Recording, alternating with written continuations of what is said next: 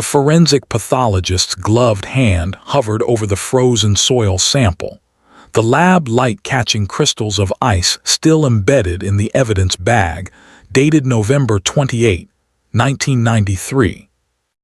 Inside that sealed plastic were fragments of fabric, a single strand of hair, and trace amounts of biological material that had waited in a Milwaukee storage facility for nearly 3 decades, untouched, unexamined by modern DNA technology, until a grant-funded cold case unit finally requisitioned the file in late 2022.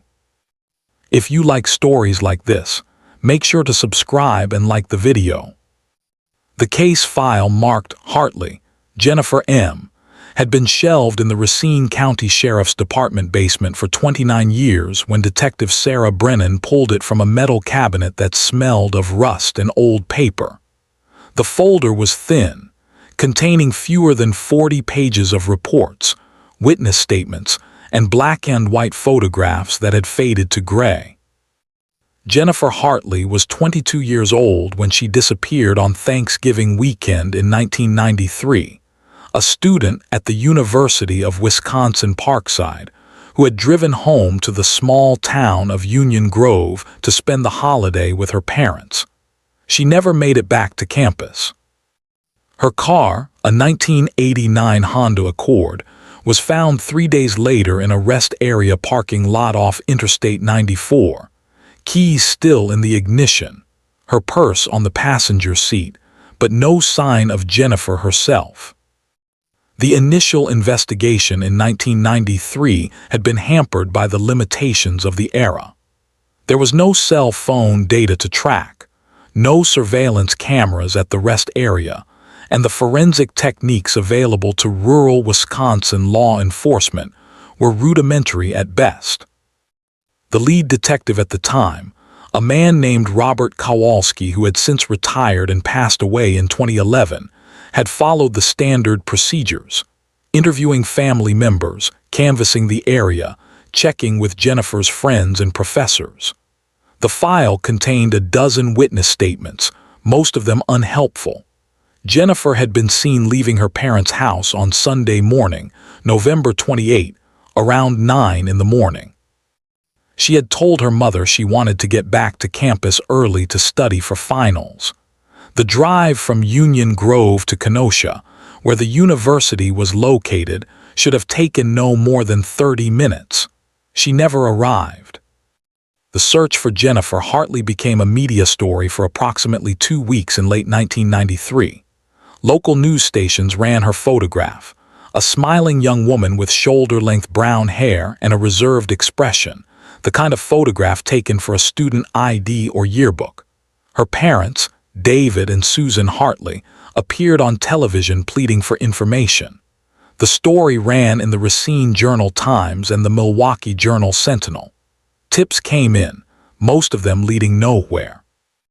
Someone claimed to have seen a woman matching Jennifer's description at a gas station in Kenosha, but the timing didn't match. Another caller insisted they had seen her getting into a blue truck at the rest area, but couldn't provide any details about the vehicle or the driver. The investigation stalled. By Christmas of 1993, the news coverage had stopped.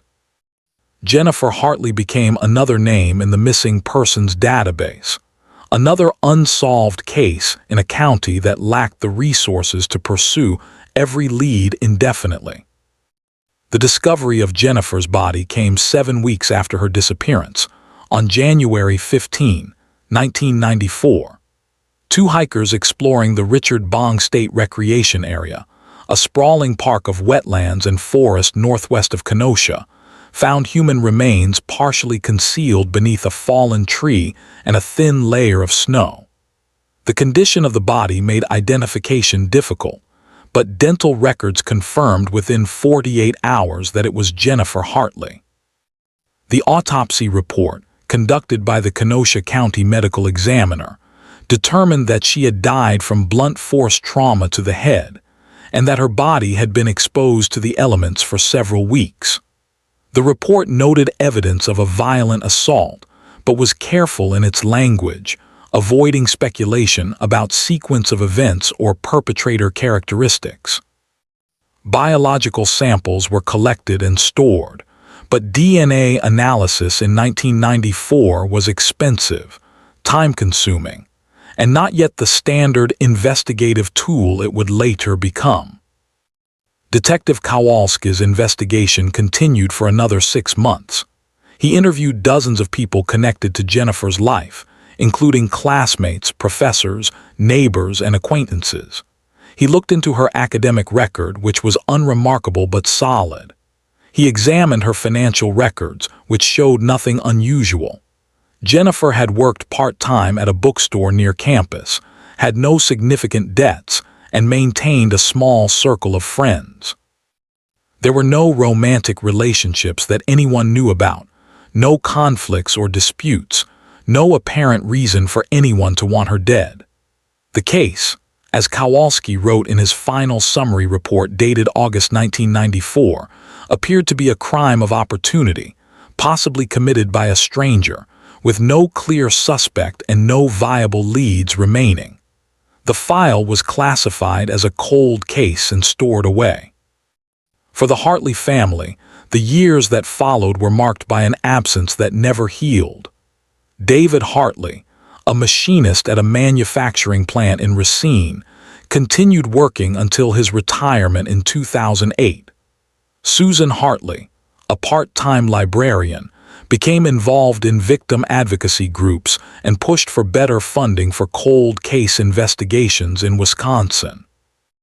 They held memorial services for Jennifer on the anniversary of her death each year, small gatherings attended by family and a few friends who remembered her. The couple remained in Union Grove, in the same house where Jennifer had grown up, holding onto the hope that someday, somehow, the person responsible for their daughter's death would be identified and brought to justice. The breakthrough in the Jennifer Hartley case came not from new witness testimony or a deathbed confession, but from advances in forensic science and the slow, methodical work of a cold case unit that Wisconsin had established in 2021. Detective Sarah Brennan, a 12-year veteran of the Racine County Sheriff's Department, had been assigned to the unit specifically because of her background in forensic analysis and her reputation for thoroughness. When she pulled the Hartley file in January 2023, nearly 30 years after Jennifer's murder, she did so with the knowledge that DNA technology had evolved dramatically since the 1990s. Samples that had been too degraded or too small to analyze in 1994 could now yield usable genetic profiles. Evidence that had been stored improperly or contaminated could sometimes be salvaged through new extraction methods. Brennan sent the biological samples from Jennifer's case to the Wisconsin State Crime Laboratory in Madison with a request for a complete DNA workup using the latest technology. The process took 4 months. In May 2023, the lab returned results that included a partial DNA profile from material recovered from Jennifer's clothing. The profile was incomplete, but it was enough to run through CODIS, the FBI's combined DNA index system, which contains genetic profiles from convicted offenders, arrestees, and unsolved crime scenes across the country. There was no direct match in the database, but the system flagged several familial connections, distant relatives whose DNA suggested a possible link to the unknown suspect. Familial DNA searching was a relatively new investigative tool, controversial in some legal circles but increasingly effective in solving cold cases. The technique involved identifying relatives of a suspect through their shared genetic markers, then building a family tree to narrow down potential matches. Brennan worked with a genetic genealogist, a specialist in this emerging field, to trace the family connections suggested by the CODIS results. The work was painstaking, involving the examination of birth records, marriage licenses, obituaries, and public genealogy databases. Over the course of 3 months, the genealogist constructed a family tree that pointed to a cluster of individuals living in southeastern Wisconsin in the early 1990s. By August 2023, the investigation had identified 3 potential suspects, all men who would have been in their 20s or 30s in 1993, and who had some connection, however tenuous, to the area where Jennifer disappeared. One of them was deceased. Another had moved to Arizona in 1995 and had a solid alibi for Thanksgiving weekend 1993, confirmed through employment records and family testimony. The third man was named Michael Rosenthal, age 54, a resident of Racine who had lived in the area continuously since childhood. Brennan began the process of building a case against Rosenthal, carefully and quietly, without alerting him to the investigation. Michael Rosenthal had lived an unremarkable life by most measures. He worked as a warehouse supervisor for a plumbing supply company in Racine, a job he had held since 1998.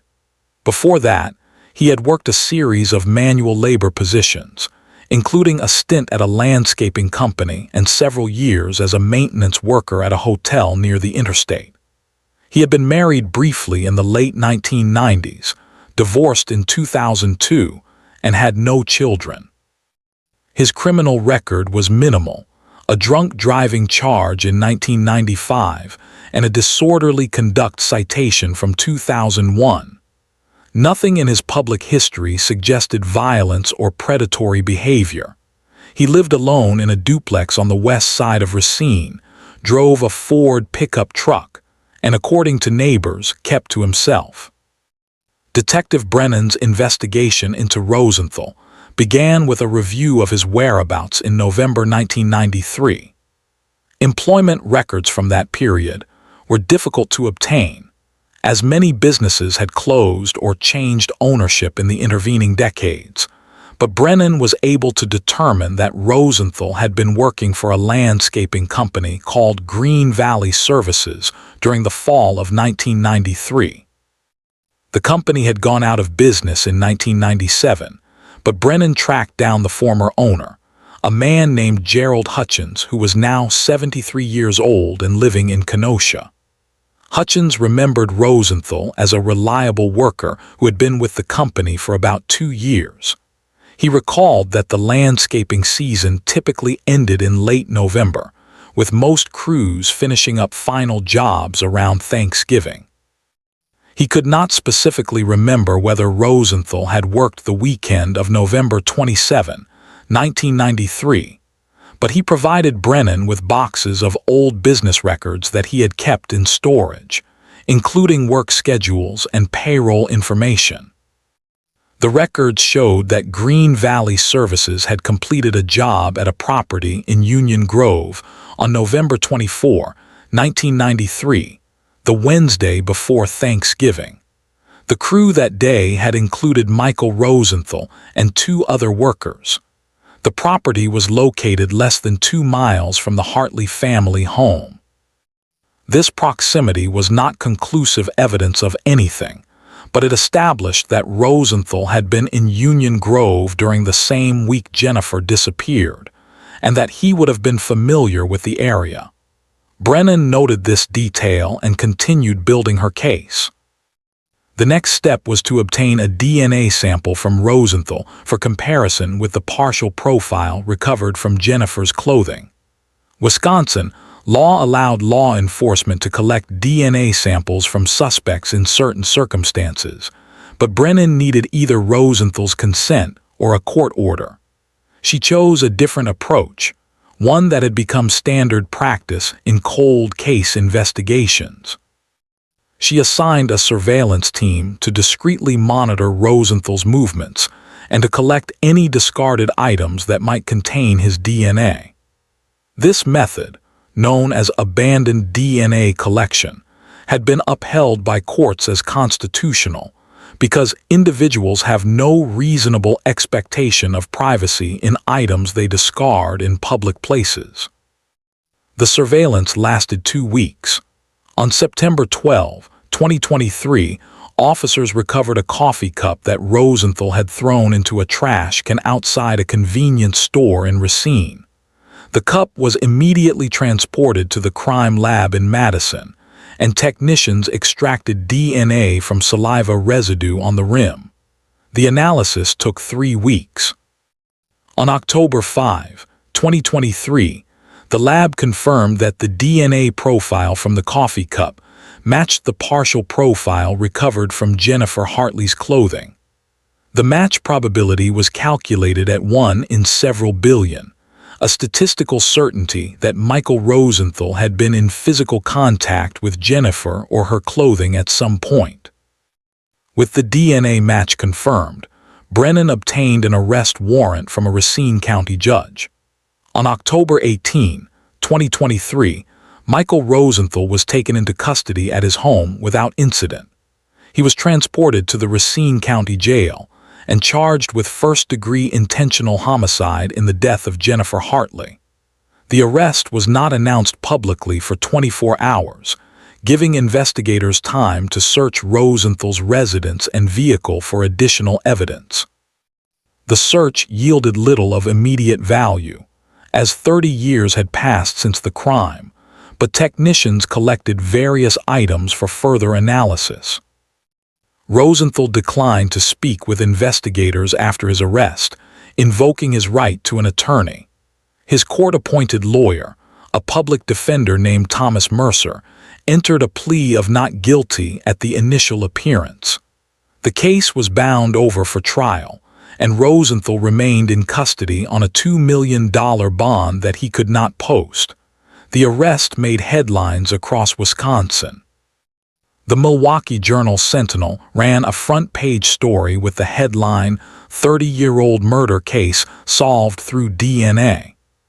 Local television stations interviewed Susan Hartley, who was now 76 years old and had waited 3 decades for this moment. She appeared frail but composed, stating that she was grateful to the investigators who had never given up on her daughter's case. The investigation continued even after Rosenthal's arrest. Brennan and her team worked to build a comprehensive picture of what had happened on November 28, 1993.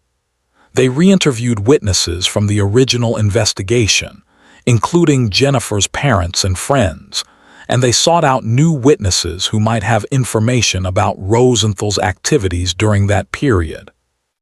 One significant lead came from a woman named Patricia Delaney, who had worked at Green Valley Services in 1993 as the company's bookkeeper.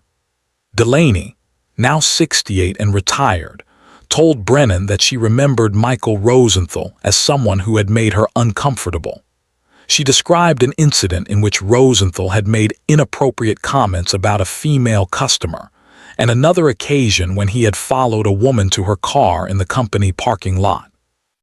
She had reported these incidents to the owner, Gerald Hutchins, but nothing had come of them. Hutchins, when asked about this, said he had no memory of such complaints, though he acknowledged that his record-keeping had been less than perfect. Another piece of the puzzle came from an examination of the rest area where Jennifer's car had been found. Brennan studied photographs from 1993 and compared them to current conditions. The rest area was a small facility with a parking lot, restrooms, and a picnic area. In 1993, it had been even more isolated, with minimal lighting and no attendant. Brennan theorized that Jennifer had stopped at the rest area for some reason, perhaps to use the restroom or to check a map, and that Rosenthal had encountered her there. This scenario was supported by the fact that Jennifer's car had been found with the keys in the ignition, suggesting she had intended to return quickly. The exact sequence of events remained speculative, but the DNA evidence placed Rosenthal at the scene. The legal proceedings moved slowly through the winter and spring of 2024. Rosenthal's defense attorney filed several motions challenging the DNA evidence and the methods used to collect it. He argued that the familial DNA searching technique was insufficiently reliable and that the abandoned DNA collection violated his client's Fourth Amendment rights. The judge, a Racine County Circuit Court jurist named Elizabeth Hoffman, heard arguments on these motions over several days in March 2024.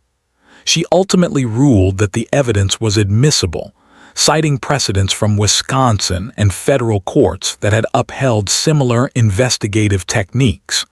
The trial was scheduled for June 2024.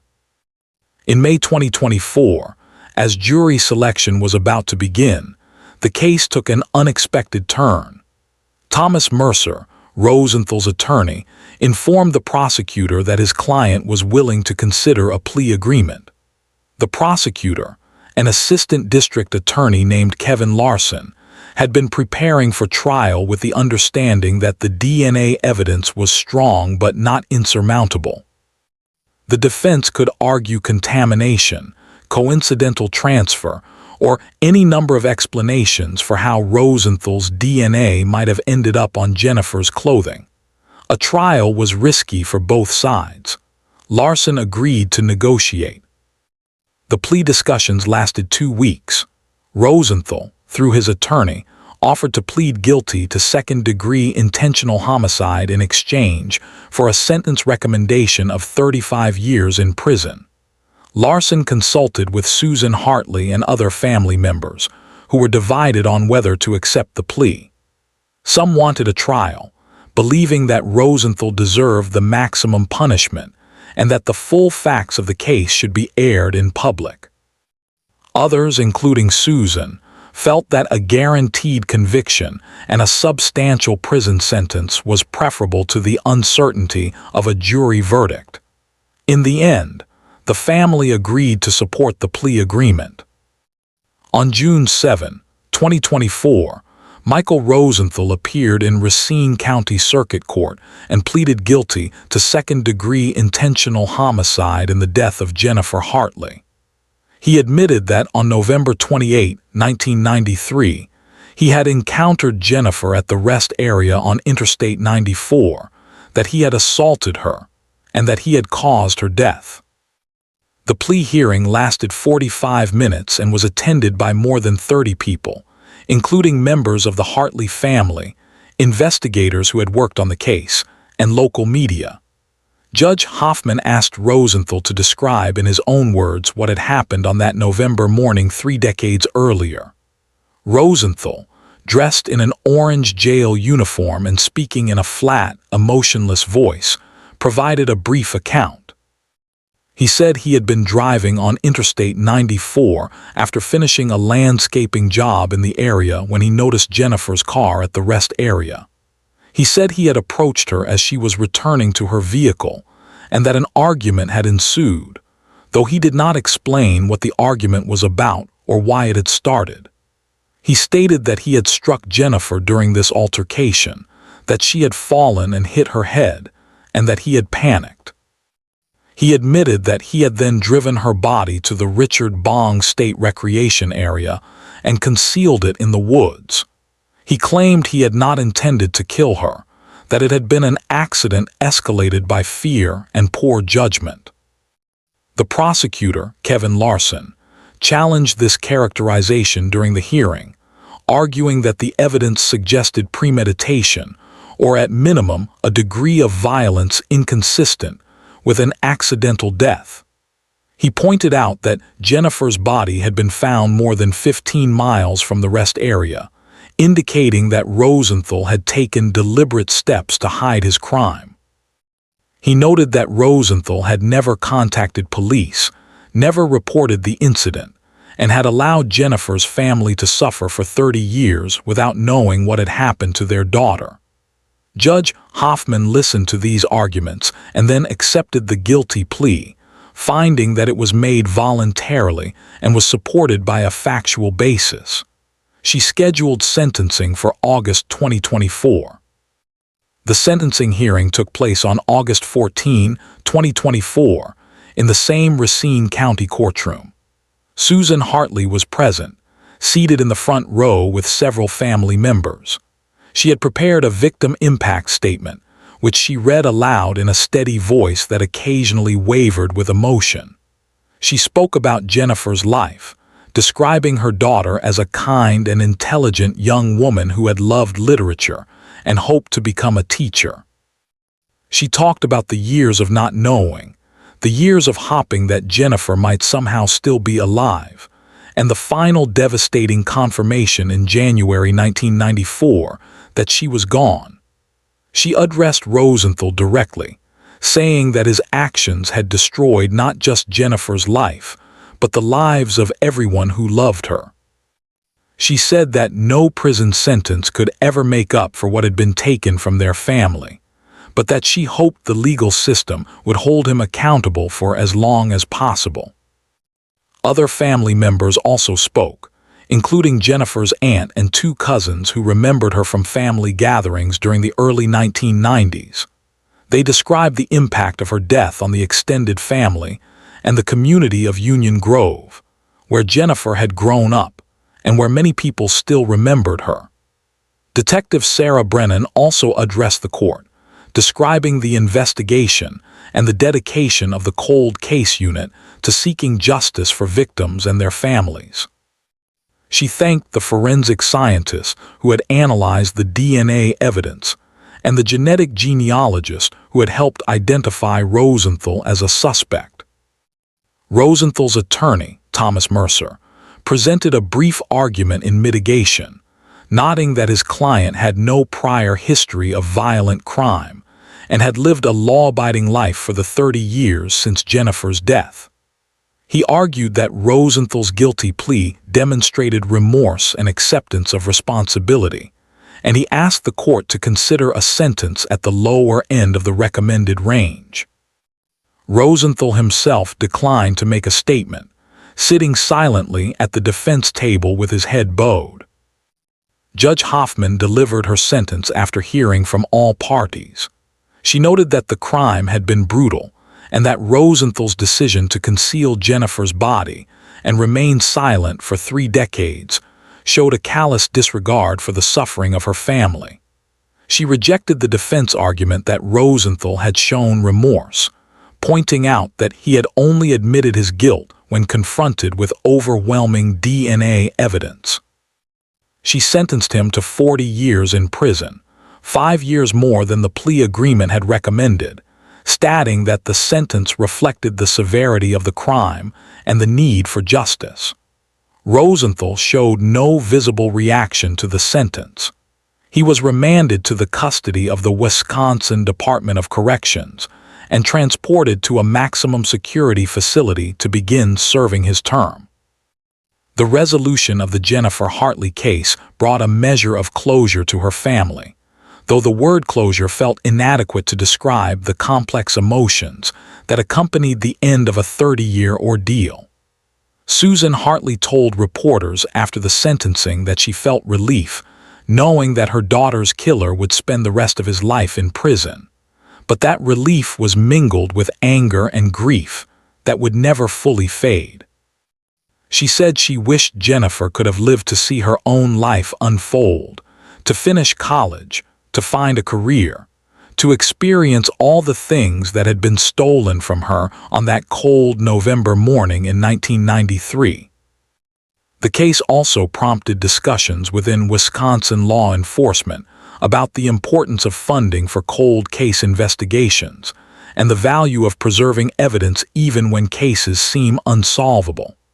The DNA samples that ultimately led to Rosenthal's arrest had been stored for nearly 3 decades, waiting for technology to catch up.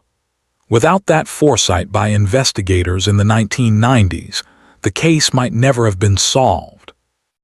Detective Brennan became an advocate for expanded cold case resources, speaking at law enforcement conferences and training sessions about the techniques that had been used in the Hartley investigation. For the small town of Union Grove, the resolution of Jennifer Hartley's murder was a reminder of a tragedy that had haunted the community for decades. Local residents who remembered Jennifer expressed gratitude that her killer had been identified and punished, though many noted that the arrest had come too late to ease the pain her family had endured. The aftermath of Michael Rosenthal's conviction rippled through the community in ways both visible and subtle. In Union Grove, where Jennifer Hartley had spent her childhood and teenage years, residents who had followed the case for 3 decades found themselves revisiting memories they had tried to put aside. The local newspaper, the Union Grove Sun, ran a retrospective feature in September 2024 that included interviews with Jennifer's former teachers and classmates. One teacher, a woman named Margaret Silverton who had taught Jennifer English literature during her junior year of high school, remembered her as a thoughtful student who wrote perceptive essays and participated actively in class discussions. Silverton, now retired and living in a senior community in Kenosha, said she had always wondered what Jennifer might have become if she had been given the chance to live out her life. The article included photographs from Jennifer's high school yearbook, images of a young woman with a reserved smile, and an uncertain future that had been cut short before it truly began. The legal resolution of the case also prompted a review of other unsolved homicides in southeastern Wisconsin. The Racine County Sheriff's Department and the Wisconsin Department of Justice announced in October 2024 that they would be re-examining approximately 40 cold cases from the 1980s and 1990s using modern DNA technology and investigative techniques. Detective Brennan was assigned to lead this expanded effort, working with a team of analysts and forensic specialists to determine which cases had the best chance of being solved through genetic genealogy and other methods. The announcement was accompanied by a press conference at which county officials emphasized their commitment to seeking justice for victims and their families, regardless of how much time had passed since the crimes occurred. For Susan Hartley, the months following Rosenthal's sentencing were a period of adjustment and reflection. She continued to live in the house in Union Grove where Jennifer had grown up, surrounded by photographs and mementos that documented her daughter's brief life. She told a reporter from the Milwaukee Journal-Sentinel in November 2024 that she felt both grateful and exhausted, grateful that the legal process had concluded and that Rosenthal would remain in prison, but exhausted by the decades of uncertainty and grief that had preceded that conclusion. She said she thought often about the life Jennifer might have lived, the career she might have pursued, the family she might have raised. These thoughts were painful but also necessary, a way of keeping Jennifer's memory alive and honoring the person she had been. David Hartley, Jennifer's father, had passed away in 2016 without ever knowing who had killed his daughter. Susan visited his grave regularly at the Union Grove Cemetery, a small plot on the eastern edge of town, where generations of local families had been buried. She brought flowers on holidays and on Jennifer's birthday, and she spoke to David as if he could hear her, telling him that justice had finally been served, and that the man responsible for Jennifer's death was behind bars. These visits provided a sense of continuity and connection, a way of including David in the resolution that had come too late for him to witness. The case also had implications for Michael Rosenthal's family, though they remained largely out of the public eye. Rosenthal's ex-wife, reached by telephone by a reporter in late 2024, declined to comment on the case, beyond saying that she had not been in contact with Rosenthal for more than 20 years and had no knowledge of his involvement in any criminal activity. His former co-workers at the plumbing supply company, where he had worked, expressed shock at the news of his arrest and conviction, describing him as quiet and competent, but not someone they had known well or socialized with outside of work. The owner of the company issued a brief statement saying that Rosenthal had been terminated immediately upon his arrest, and that the company was cooperating fully with law enforcement. in the Richard Bong State Recreation Area, where Jennifer's body had been discovered in January 1994. There was no memorial or marker to indicate what had happened there. The park remained a popular destination for hikers, bird watchers, and nature enthusiasts, its trails winding through wetlands and forests that looked much as they had 3 decades earlier. Some visitors to the park, aware of its connection to the Hartley case, paused to reflect on the tragedy that had occurred within its boundaries. But for most people, it remained simply a place of natural beauty, unmarked by the violence that had briefly intruded upon it. The resolution of the Jennifer Hartley case stood as an example of how persistence, technological advancement, and careful investigative work could bring justice even after decades had passed. The DNA evidence that led to Michael Rosenthal's identification and arrest had not existed in usable form in 1993, and the genetic genealogy techniques that narrowed the field of suspects had not been developed until the 2010s. Without the decision by investigators in 1994 to preserve biological samples from the crime scene, and without the funding that allowed those samples to be reanalyzed in 2023, the case might have remained unsolved indefinitely. The conviction served as validation for families of other victims whose cases remained open, offering hope that answers might eventually emerge even when years or decades had passed without progress. As winter settled over Wisconsin in late 2024, the Hartley family prepared to mark another anniversary of Jennifer's death. It would be the 31st, the first to occur after her killer had been identified and punished. Susan Hartley planned a small memorial service at the Union Grove Community Church, the same church where Jennifer's funeral had been held in January 1994. She invited family members, friends, and members of the community who remembered Jennifer or who had followed her case over the years. The service would be simple and brief, a time to remember Jennifer not as a victim, but as a person, a young woman whose life had mattered and whose memory endured. Outside, snow fell steadily, covering the streets and fields of Union Grove in white, the same snow that had covered the ground on that January day in 1994, when Jennifer's body was finally found and brought home.